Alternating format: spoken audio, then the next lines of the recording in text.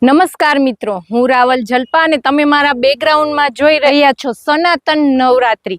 આપણે એના જે ઓર્ગેનાઇઝર છે એવા નીરવભાઈ રાયચુરાને પૂછશું કે પહેલા તો તમે સનાતન નામ ખૂબ જ સરસ આપ્યું છે, એના વિશે થોડુંક અમને જણાવો.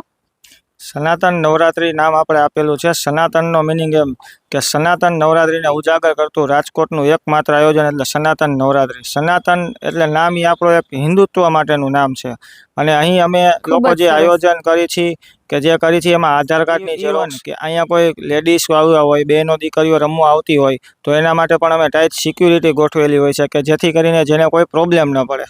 ફૂલ્લી સેફટીથી કરો છો. અને આ કેટલા સમયથી થાય છે? આ અમારું બીજું વર્ષ છે આયોજનને અને અમારું ટોટલ 9-10 દિવસના આયોજનમાં છેલ્લે લાસ્ટમાં અમે મેગા ફાઇનલ રાઉન્ડ ને બધું રાખીએ છીએ. વિશેષતાઓ ઘણી હોય છે. આપણે આશરે ક્રાઉડ કેટલો હોય છે? 2,500 થી 3,000 માણસનો પ્લસનો ક્રાઉડ હોય છે.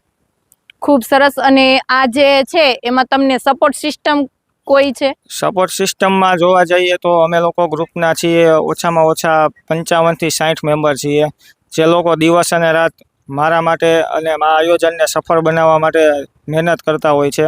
કે જે કહેવાય ને કે જે કોઈ ટાઈમ લિમિટ જોતા જ નથી. એ પછી જમવાનો ટાઈમ હોય કે ગમે એ ટાઈમ હોય, સુવાનો ટાઈમ હોય, તો એ લોકો અહીંયા કામ હોય તો એ પહેલાં પૂરું કરીને પછી એ કામ પતાવે છે.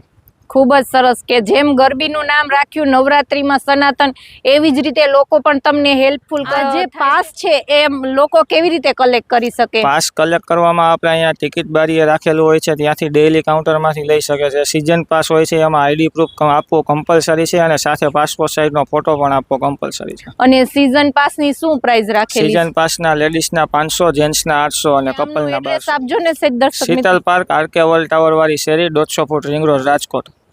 Thank you Niravbhai.